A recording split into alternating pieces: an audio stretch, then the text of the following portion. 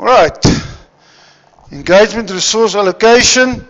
Remember, we have to use this Chief Audit Executive, have to make a plan to use his audit team most effective.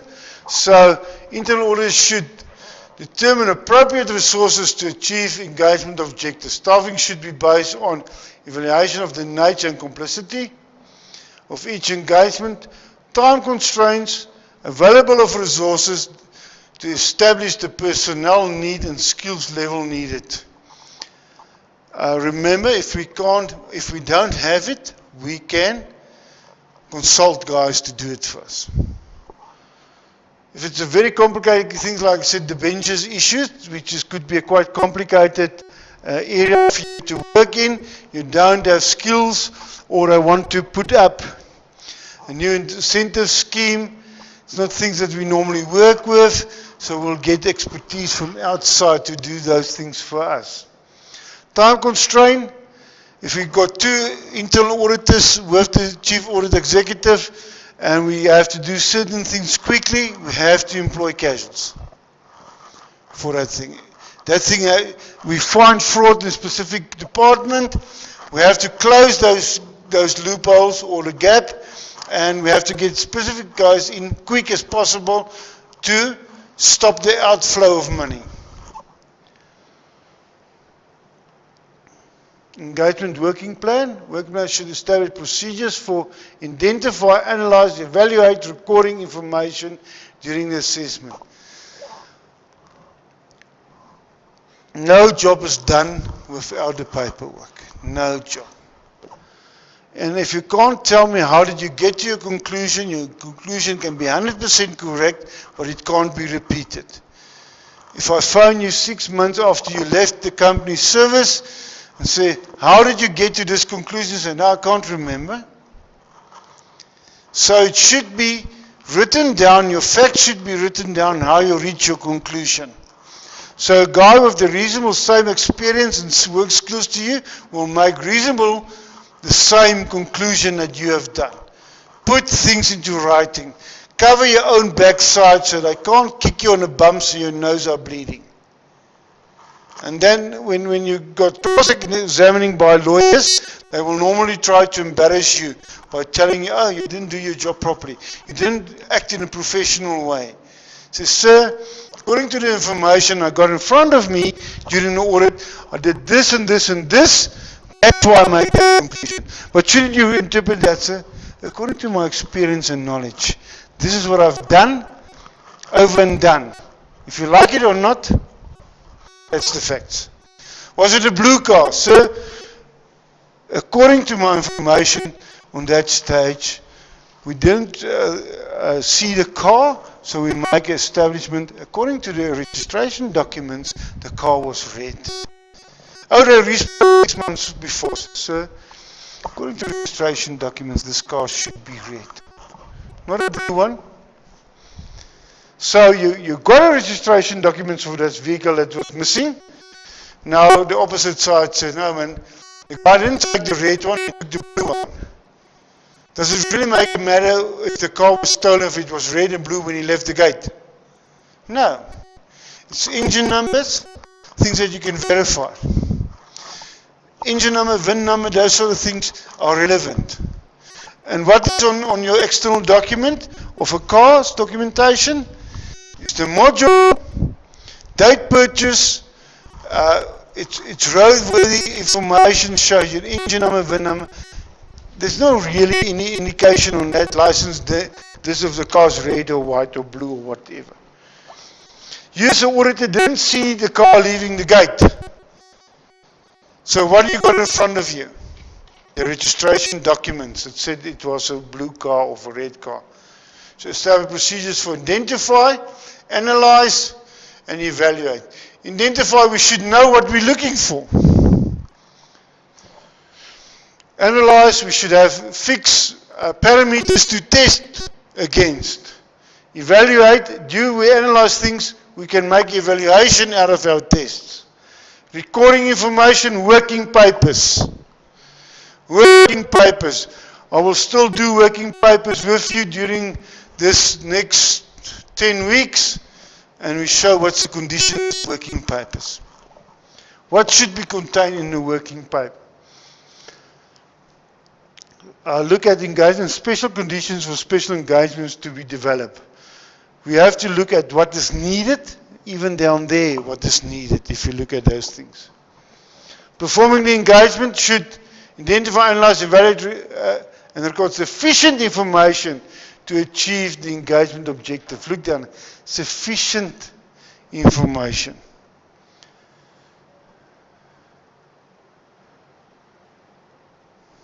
So we got first the plan, and now we're using the plan. Sufficient. How do you get to that thing? During my test, I test so many items. Was it sufficient to make a conclusion? Yes, it was 20% of the population. Oh, I test one and I make a decision. One test. Yeah, if it's only one item you did 100% test, then it is sufficient.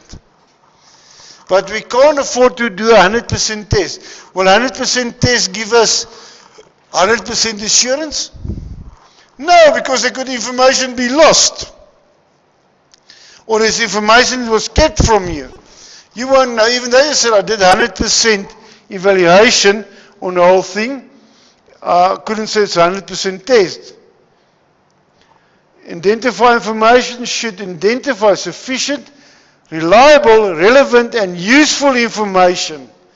Look at these criteria down. Identify sufficient, reliable, relevant, useful information. Is a newspaper article relevant? It depends. If it shows you specific, or you, social media these days being used as evidence. If a crime was committed, a fraud happened in a company, and we presume a certain guy did it, where was he on that stage? You see his selfie or one of his friends attach him to a specific party on the beach where he was totally drunk, and you have committed a crime. Not according to that information. Because there's a timeline which you can see more or less in those sort of information. So we should find another culprit. Or was it maybe did somebody work with him? So that should be his alibi. I wasn't there. But he opened the gate for somebody before he left and said, all right, I'll phone you when I look at phone records. So we have to look at what is reliable, what's relevant, and what's useful. Interpretation, sufficient information, factual, adequate, convincing, so that prudent, informed person will reach the same conclusion as the auditor. Reliable information is the best obtained information through the use of appropriate engagement techniques. Useful information helps the organization meet its goals, that he engage, and its goals, he engage, or his engagement objectives to reach his goal. So, analyzing evaluation, or should base conclusions and engagement results in appropriate analysis and evaluation. You can't thumb suck it. Strict rules, don't thumb suck anything. Just walk and say, who steal money this week? I don't think I will have any reaction out of my staff if I walk in down there in the control room and say, who took the money? First thing, well, which money? I say, oh, that money. Did I specify anything? If a guy would put up your hand and we can get it over and done, then I will just fire and won't take it to police. A guilty party maybe come forward. I don't know. I've never tried it. I first want to have evidence that something went wrong before I accuse. Analytical procedures studying the comparing relationship about financial and non-financial information. We'll do statistics sampling and auditing later. Recording information on work papers. Auditor should obtain appropriate approval from senior management prior to release such records to external parties. So if somebody wants to use our work papers, we should confirm to management if they want us to release our working papers to the third party. If a bank asks us for information, we can't just send him the information of audit tests that we have complied. Management have to approve it. It's not our information, it belongs to the company. It's ours to present to the company, but it's not ours to present to somebody else. Purpose-driven. Information should be provided to people on need to know base only. Not as nice to know. Do you need to know these facts of the audit? No, you don't. Management need that. They will make a evaluation on who's supposed to know about the outcome of the audit, not us. Engagement supervision should be properly supervised to ensure objectives are achieved, quality is ensured and staff is developed. Supervision includes ensure staff have the right knowledge and skills. This was always one of my favorite questions. What does supervision are obtained in supervision? Ensure the staff have necessary skills and knowledge, approval of engagement programs. Programs is used as intended, not programmers, it's programs. I'll have to fix this before I send you guys this. Review of working papers to verify conclusion. Why is reviewing very important in working papers? Because the guy that's reviewing it should have more knowledge than you about an experience. So then two people verify the conclusion. Yes, I've read through the working papers and I will make the same conclusion. Or we need more additional information to prove your point. That's what supervision of the guy have to mean to you. Yes, you did a brilliant job, but get this and this and this more. So we can actually then make the conclusion relevant and to stick to management. Ensure report back is accurate, objective, clear, consistent, constructive, and in time. In time is for me very important. Accurate and in time. Constructive, conscious, ensure objectives are met. We can actually take a simple audit and we can develop it like yeast in dough. When you start working yeast and it was a small little bundle, eventually it's a huge bucket full. That's not intended of well-defined objectives. So this is what you want to achieve. Don't get push your mind to the side and include more and more. Stick to the objective. Because if you get misled and led by your nose, you will end up originally when you make a conclusion on something totally different than what you originally started with. And then you don't reach your objective. You maybe have something on, if you find something, indicators that something happened which touch your objectives, you can actually report that as a different assignment. Developing of staff and monitoring, add value is ensured. The extent of service required will depend on the proficiency and experience of the internal auditors and the complexity of the engagement. Chief Audit Executive have overall responsibility for supervision and engagement wherever performance by his team. Not design appropriate experienced members of the audit team activity to perform a review. He can delegate his responsibilities, but he will still be responsible for the thing. Communicating results, need to know basis. I will always say when results are communicated to everybody, as soon as possible, but in a framework it's intended to. If a person doesn't need that report, he should not get his hands on. Because if he get his hands on, he can maybe find a loophole to do something crazy which he shouldn't have knowledge of. You hear so much in financial terms, the guy who do have inside trading, that's when they get information that they shouldn't have. Internal auditors must communicate a result of engagement. Appropriate evidence of supervision is documented and retained. Communication must include engagement objectives. Why was we including engagement objectives? So management can see if we reach the end result, which was intended. And scope, final communication against the results must be appropriate, contain internal audit's opinion. Appropriate means me, if I've been asked to do something, I have to have an opinion about it. You don't do things just because. When you're a little small kid, don't do it. Why? Because I said so. That's not maybe you can't grasp the concept yet down there. Why? Because you can get injured or whatever. What is injured, mommy? What's this? What's that? But down here we said appropriate, containing the opinion and a conclusion. In auditing papers, if they ask you in a scenario setting, you should always have an opinion or a conclusion.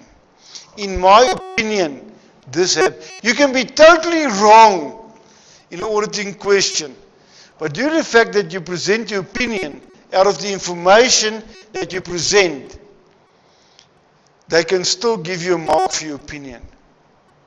The guy will read through and say, yes, yeah, you're totally off track, and these things are not true. But due to the fact that you use this untrue information to form your opinion so you will get maybe not full points for your opinion, but at least due to the fact that you made an opinion. Say, is this two people related to each other? You have to say, due to this and this and this conditions of relation, they are related. You did then make a conclusion and an opinion.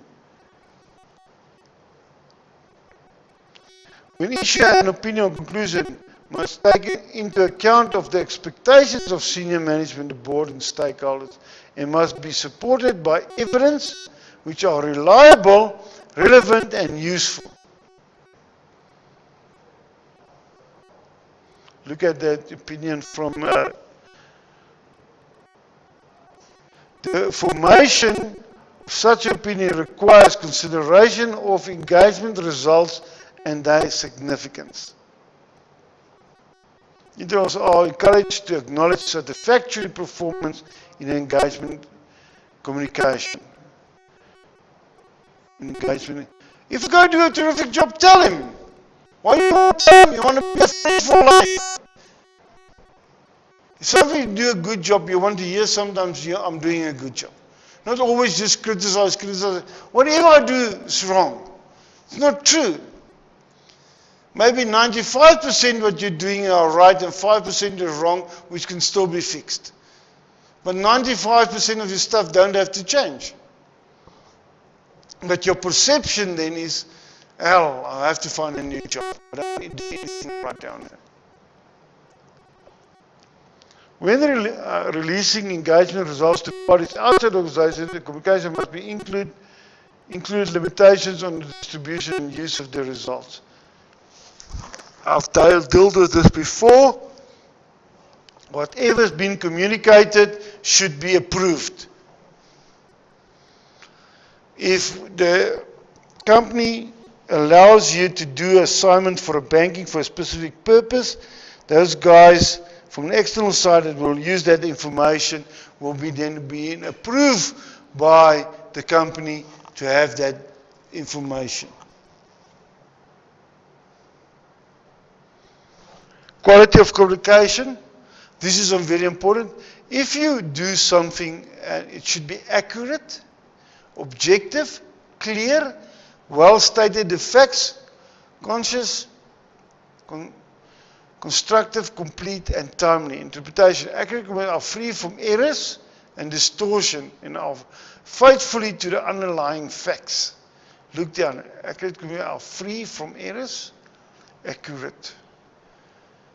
And distortion, clear and objective. And are faithfully to the underlying facts, constructive, complete and timely. Objective communication are fair, impartially and unbiased and are the result of fair-minded and balanced assessment. Look at your ethic code and definition of objectivity, fair, mind, and minded. Balanced assessment, looking at the facts of all relevant facts and circumstances, clearly are easily understood and logical. Don't use fancy words that you don't even understand. How bigger the English word, the bigger the results. People will read it like me, got no idea what you're telling me is happening. Use the lingo that people can understand.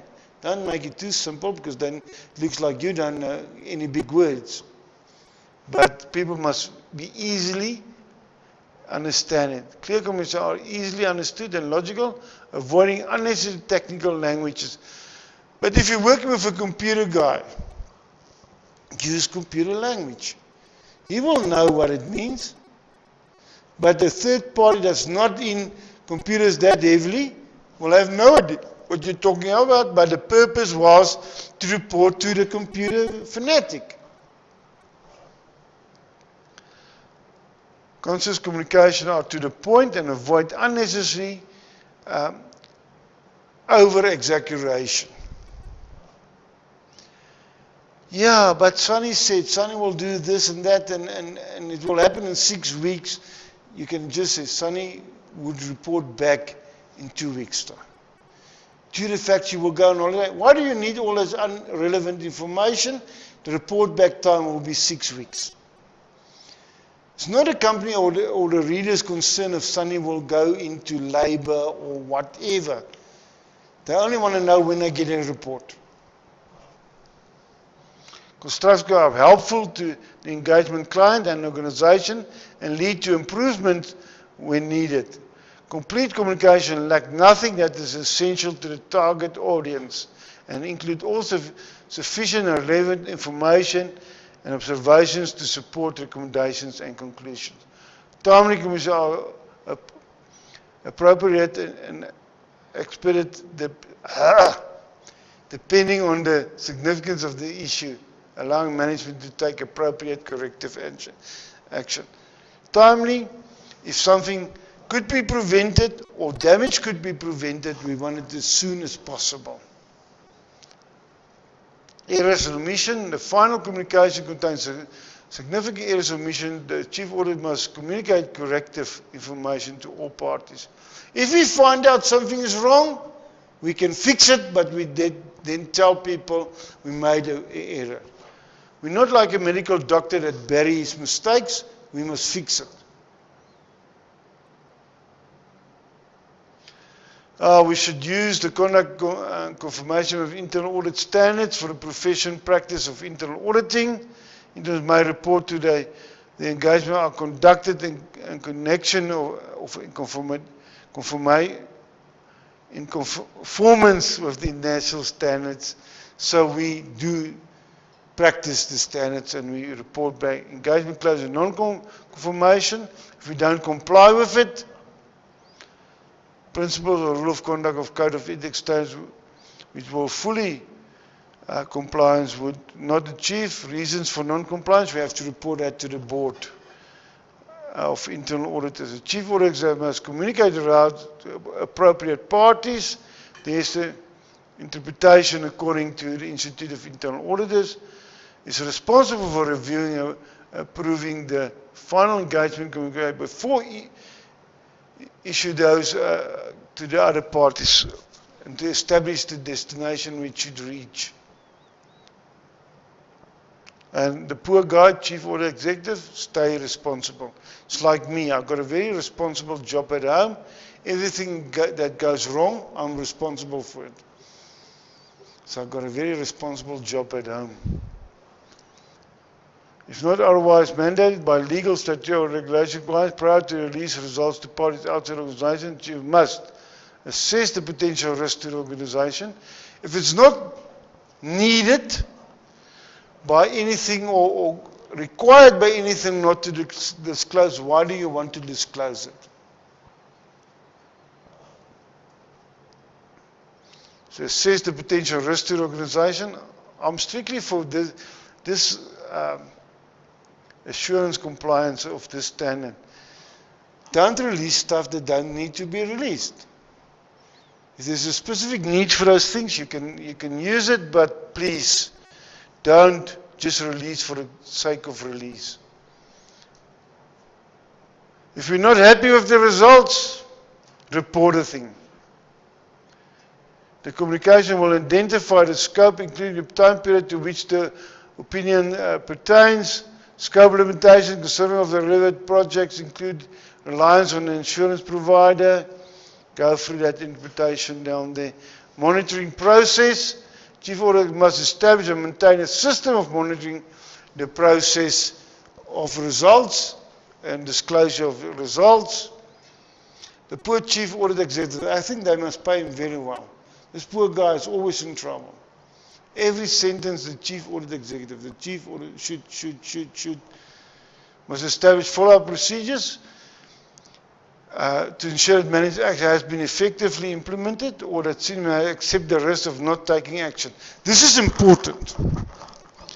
If we put an opinion on up to place, which should have been done, or actions that should have been taken, we should follow up if it did happen. If it did not happen, we must get confirmation from management why it is not happening and if they are preparing to take the risk of not complying to our recommendations. So that's why our recommendations should be fairly assessed and have the right conclusions to the stuff. Communicating acceptance of risk, the Chief Auditor concluded that management has accepted a level of risk that may be unacceptable to the organization. The Chief Auditor must discuss the matter with senior management, and if the guy is not happy with that, he must go to the board. Communication acceptance of risk. Identify of risk accepted by management may be observed throughout an insurance and consulting engagement, monitoring process on action taken by management. It's not a responsibility of Chief Audit Executive to resolve the risk. We just make recommendations.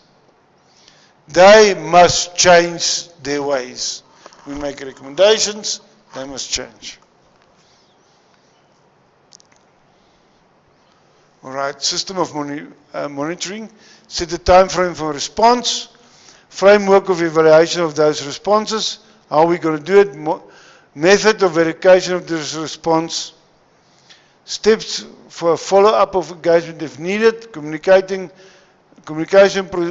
procedures if management accept the risk associated with the risk. How are we going to put it to the board? Look down there. The auditor should establish follow-up procedures to monitor and ensure that management actions have been effectively implemented and accepting the risk. Down there I give you a system of monitoring. Read it with a good understanding. Management acceptance of risk. The audit manager believes the senior management has accepted a level of resident risk that is unacceptable to the organization. Should discuss it. If they cannot resolve it, it must be taken to the board. If you said you're taking too high risk on this, so yeah, we know, but we're happy with that, we should then ask the board to make a final resolution on that.